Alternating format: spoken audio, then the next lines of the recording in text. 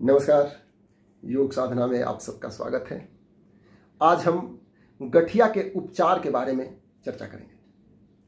तो आर्थराइटिस गठिया जो एक वात रोग है, वात कुपित रोग है, मीन्स वात बढ़ जाता है, वात प्रकृति शरीर में जब बढ़ जाता है तब गठिया होता है, जो आयुर्वेद के रूप में जब इसका हम डिफाइन करेंगे, पहले हम बता चुके हैं। तो अब इसके निवारण के लिए, उपचार के लिए क्या क्या करना है उसका हम मुख्य रूप से आज डिस्कशन करेंगे। तो उपचार, इसके निवारण के हम 3 भागों में डिवाइड किए हैं। पहला भाग जो कि कारण के आधार पर निवारण, दूसरा भाग आयुर्वेदिक दवा के आधार पर निवारण, और तीसरा यौगिक आसन और प्राणायाम के आधार पर निवारण के बारे में हम बताएंगे। तो हम पहले भाग पर चलते हैं कि कारण के आधार पर निवारण। जो जो इस डिजीज के लिए, इस व्याधि के लिए जो जो कारण है उसी को हम खत्म करेंगे तो इसका निवारण हो जाएगा। तो पहले कारण पर हम चल रहे हैं, अपने जीवन शैली में परिवर्तन लाइए।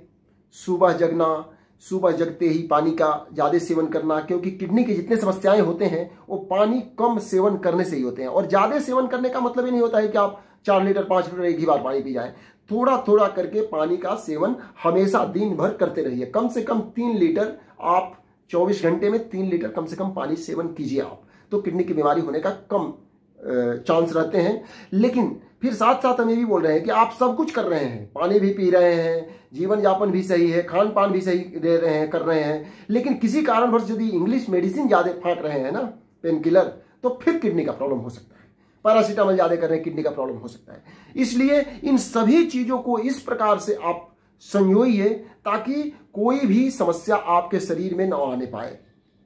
तो पहला जीवन शैली, जिसके 10 मुख्य बातें हम अपने पहले वीडियो में बनाया हूं, उसको आप देख सकते हैं यदि आपको कोई भी इसमें जस्टिफिकेशन चाहिए तो। दूसरा है अपने पाचन तंत्र के ऊपर बहुत ध्यान देना है। यदि पाचन तंत्र सुचारू रूप से कार्य नहीं कर रहा है तो आपका गठिया परमानेंट क्योर नहीं हो पाएगा, क्योंकि पाचन तंत्र सही कार्य नहीं कर पाएगा तो किसी न किसी प्रकार में विषाक्त पदार्थ आपके ज्वाइंट्स पर एकत्रित होंगे ही होंगे। इसलिए पाचन तंत्र को सही रखने के लिए शाकाहार भोजन कीजिए, सात्विक भोजन कीजिए। और तीसरा, मद्यपान का सेवन, उसमें जैसे बताए थे कि इसका कारण एक मद्यपान सेवन हो जाता है, तो मद्यपान का सेवन न करें, कोई भी नशा पताई न करें। नशा करने से भी आपका गठिया परमानेंट क्योर नहीं हो सकता है। तो अब हम आगे चलते हैं कि आयुर्वेदिक दवा के आधार पर इसका इलाज कैसे किया जा सकता है। आयुर्वेदिक दवा में मुख्य रूप से ये वात प्रकृति का रोग है, तो जो चीज गर्म होता है उसी चीज को लेना चाहिए। गठिया में गर्म चीज, तो पारिजात बहुत ही सुंदर औषधि के बारे में मैं बता रहा हूं। पारिजात जो एक पौधा है, इसको हमारे अध्यात्म में, हमारे पौराणिक ग्रंथों में बहुत ही महत्व दिया गया है। इस पौधा को बताया जाता है कि यदि आप अपने दरवाजे पर लगा रहे हैं तो हर वास्तु दोष दूर हो जाते हैं। तो और साथ साथ औषधीय गुण से भरपूर ये पौधा है। तो गठिया में इसका बहुत ही महत्व है।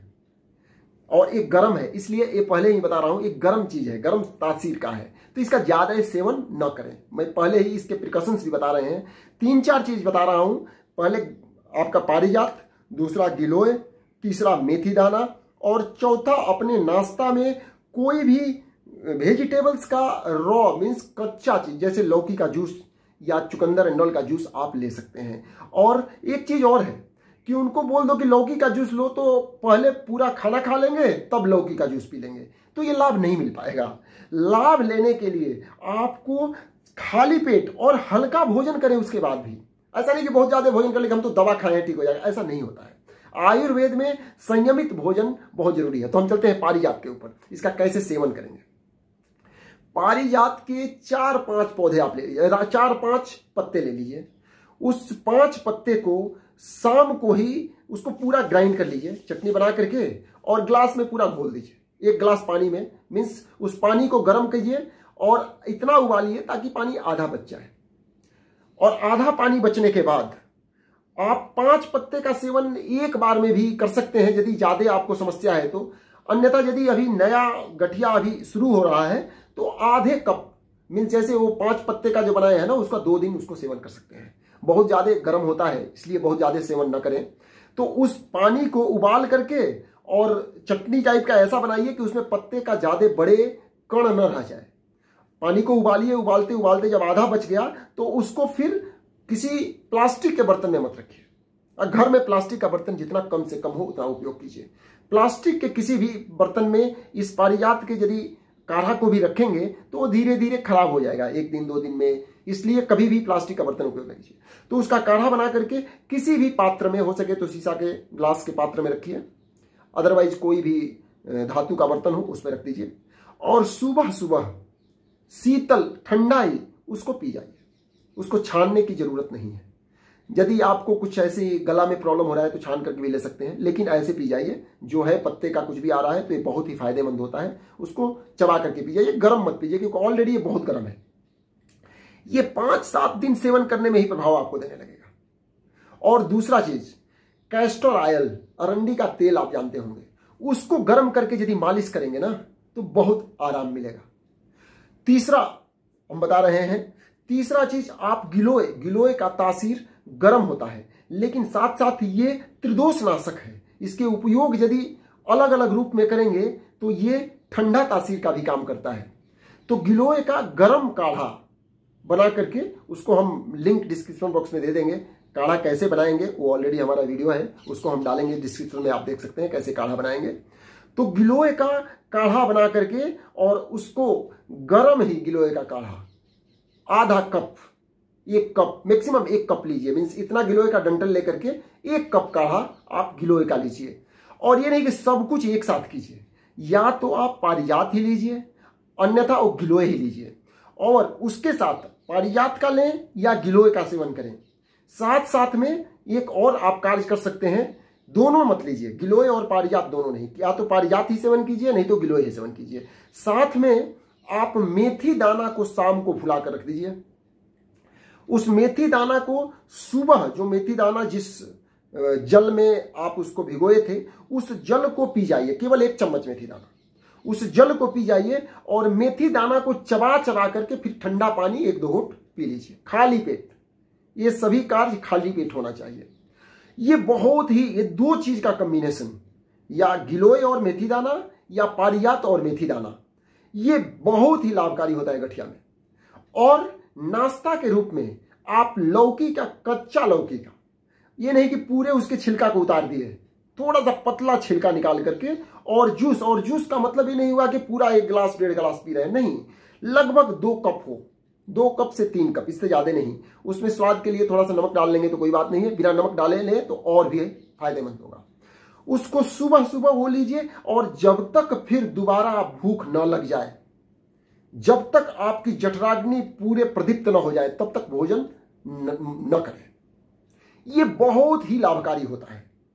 तो ये 2-4 जो नुस्खा हम बताए, ये आपके अर्थराइटिस को 101% यदि सही तरीका से आप करें तो आपके अर्थराइटिस से निजात मिल जाएगा। तो आगे हम चलते हैं कि इसके यौगिक आधार पर क्या क्या निवारण के लिए किया जा सकता है। योग में इसका क्या क्या बताया गया है। योग में जो भी आपके शरीर के जठराग्नि को प्रदीप्त करता है, पाचन तंत्र और रक्त परिसंचरण तंत्र को सुदृढ़ करता है, वो सभी आसन और प्राणायाम इसमें लाभकारी होता है। तो हम चलते हैं, सबसे उत्तम आसन सूर्य नमस्कार का तीसरा स्थिति हस्त पादासन। वो सूर्य नमस्कार के जो हम वीडियो बनाए हैं उसमें देख सकते हैं। हस्त पादासन तीसरा स्थिति, और चौथी स्थिति में अश्व संचालनासन, और 7वें स्थिति भुजंगासन। यह बहुत ही लाभदायक होता है। तो आप 3 स्थिति को न करके पूर्ण सूर्य नमस्कार सूर्योदय के समय रोज किया कीजिए, धीरे धीरे कीजिए। हम धीरे धीरे अपने वीडियो में बना करके डाला हूं, उसको आप देख सकते हैं सूर्य नमस्कार वाले वीडियो में। तो सूर्य नमस्कार कीजिए बिल्कुल गठिया में बहुत, क्योंकि सूर्य नमस्कार हमारे शरीर में ऊर्जा प्रदान करता है और गर्मी प्रदान करता है। जब सूर्य नमस्कार से गर्मी प्रदीप्त होगा तो बात रोग ऑटोमेटिक ठीक हो जाएंगे।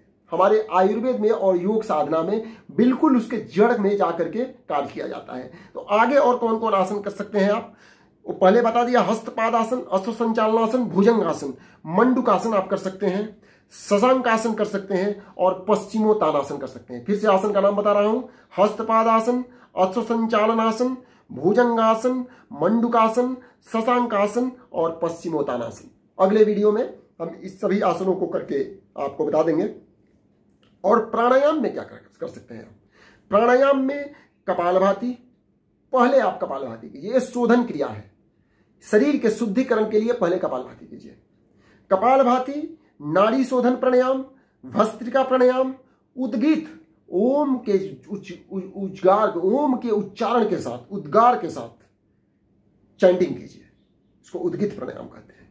उद्गीत प्राणायाम, ये आप 4 प्राणायाम और 6 आसन इस गठिया के रोग में बहुत ही लाभकारी होता है।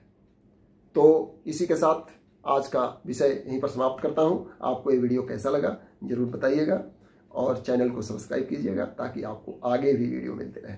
धन्यवाद।